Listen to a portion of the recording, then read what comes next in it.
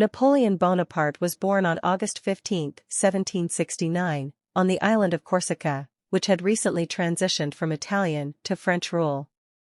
His family belonged to the minor nobility, but they were not wealthy, making Napoleon realize from a young age that he had to rely on his intelligence and ambition to succeed. From childhood, Napoleon excelled in mathematics and strategy, and was fascinated by history books, especially those about great leaders like Alexander the Great and Julius Caesar.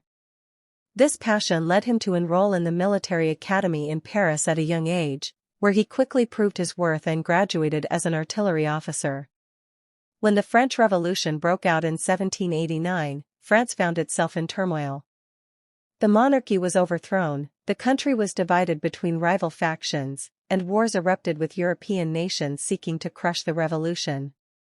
Amid this chaos, Napoleon saw a golden opportunity to prove himself. His first major achievement came at the Battle of Toulon in 1793, where he successfully expelled British forces from the strategic port. Thanks to this victory, he was promoted to general at the remarkable age of 24. After his success in southern France, he was sent to Italy to lead the French army against the Austrians. Between 1796 and 1797, he led a brilliant campaign, using swift and decisive tactics to defeat the Austrian armies, culminating in the Treaty of Campo Formio, which ended the war in France's favor.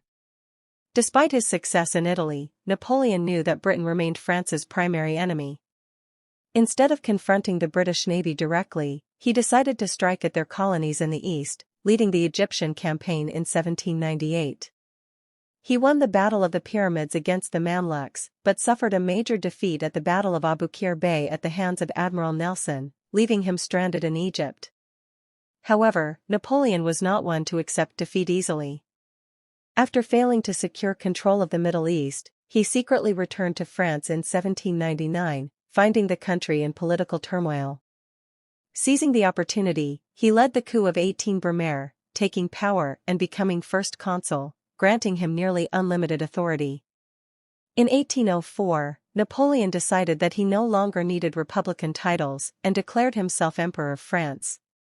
In a dramatic coronation ceremony at Notre Dame Cathedral, he took the crown from the Pope's hands and placed it on his own head, symbolizing that his authority came from his power, not the Church. From that moment, he embarked on a series of wars against Europe's great powers, known as the Napoleonic Wars.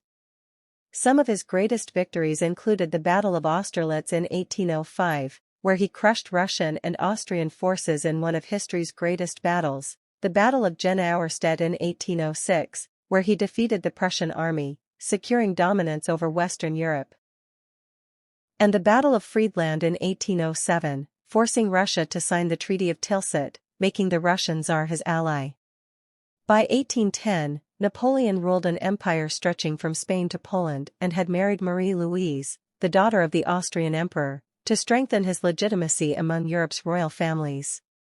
Despite his military genius, Napoleon's ambition led him to make a fatal mistake when he decided to invade Russia in 1812.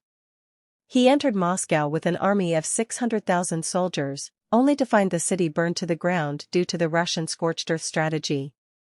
As the brutal Russian winter set in, his army began to collapse from starvation, disease, and freezing temperatures. By the time he returned to France, his army had dwindled to fewer than 100,000 troops, prompting Europe to unite against him once again. In 1813, Napoleon faced a European coalition at the Battle of Leipzig, the largest battle Europe had ever seen at the time, where his army suffered a decisive defeat.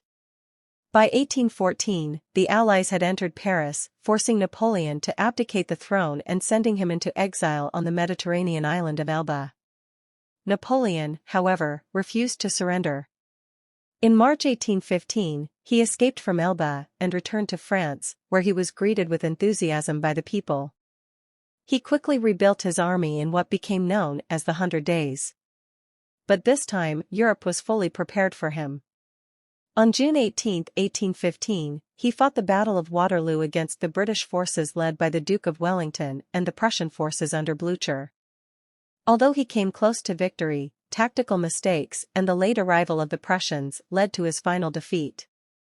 Following Waterloo, Napoleon was captured and exiled to the remote island of St. Helena in the Atlantic Ocean, where he spent the remainder of his life in isolation until his death on May 5, 1821, amid rumors of arsenic poisoning. Despite his downfall, Napoleon left an indelible mark on history. His legal and administrative reforms, such as the Napoleonic Code, remain the foundation of many modern legal systems. He reshaped warfare and politics in Europe and inspired leaders like Hitler and de Gaulle. He remains one of history's most controversial figures, viewed by some as a tyrant and by others as a genius, but undeniably one of the greatest military leaders the world has ever known. Don't forget to subscribe to the channel every day a new story.